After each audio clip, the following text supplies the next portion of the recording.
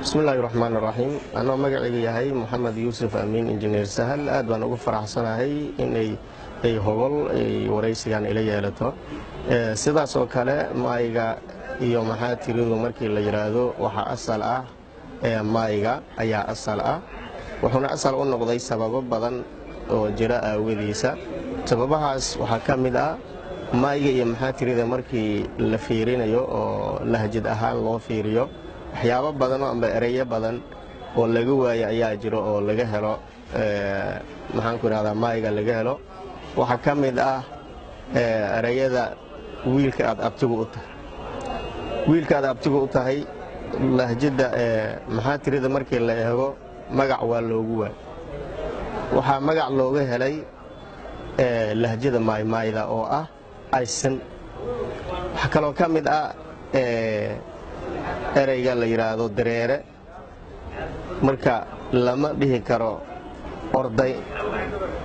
sidoo kale waxay ku qoran tahay dastuurka dalka oo maayo maxaa tirida, marka dastuurka wuxuu qorayaa in maxaa tiridu iyo maayga labadaba ay dalka looga hadlo, saas ay ugu qoran tahay.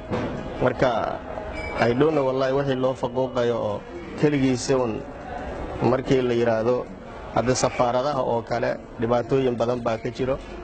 sidoo kale wasaaradaha markii oo yacni warqad la qorayo waxaa kaloo ka jira dhibaatada tiifiyada oo kale. waxaa dhibaatada ka jiro reediyo tiifiga qaranka ayaa ka jiro dhibaato, reediyaha raadiyaasha iyo waxaasoo dhan meediyaha. dadka ugu badan oo barnaamijka daadiciina waa maaymaaydu. waxaa la yaab ah oo kale markii hadda dadku ay dibadda aadaan oo kale lahjadaha aad baa loogu tixgeliyaa. qofkii maaymaay ahna maaymaaydiisa loogu turjumaa, qofkii maxaatiri ahna maxaatiridiisa loogu turjumaa. yacni ma aqaano xuquuqdii ay waddankooda ku waayeen inay waddan kale ay ka helaan. waxaan isleeyahay wax nasiib daro ah weeyaan. dhaqaalaha lagu bixiyo in la kaabo afka amba lahjada maaymaayga waxaa lagu bixiyaa in la burburiyo asiga. haddii asiga la burburiyana maxaatirigii wuu burburayaa, sababtoo ah maxaatirida waxaa kaaba maayga. ereyadii halkaa laga waayo waxaa laga helaa halkaas. hadda waxaan maqalnaa mar walba lahjadii hooyo ayaa la hormarinaya.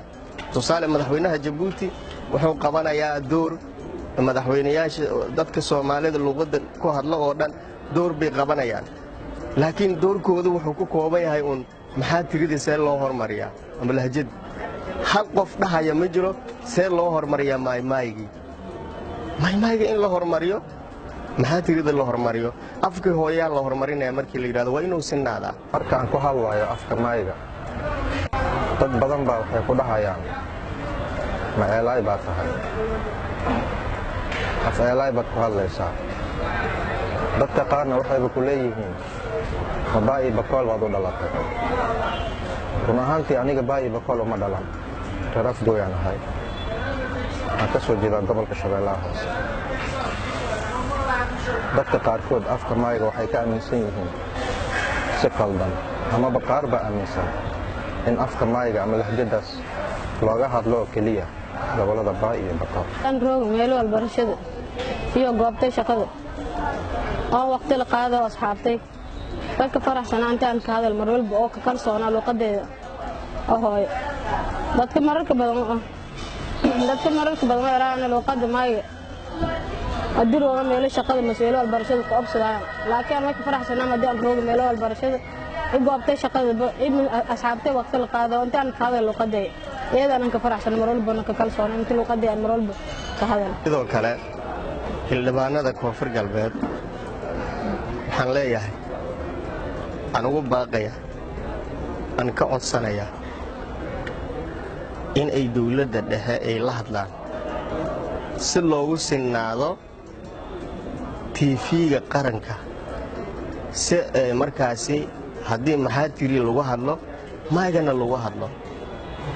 ugu yaraan haddaydan ka doodi karin arrinka aydan dhihi karin xuquuqda lahjadiina aad ka soo jeedaan aadan horumarin karin aadan dhihi karin sidaana ma qabatee sidaa ha la yeelo aadan dhihi karin ugu yaraan waxaan ka codsanayaa inaad ku hadashaan adinku markaad joogtaan baarlamaanka aad ka khudbaynaysaan inaad ku hadashaan si uu u hormaro lahjadaad dhimatay ee hoos u socota sidoo kale waxaan leeyahay maamulka koonfur galbeed isbishali wasaaradda waxbarashada iyo tarbiyada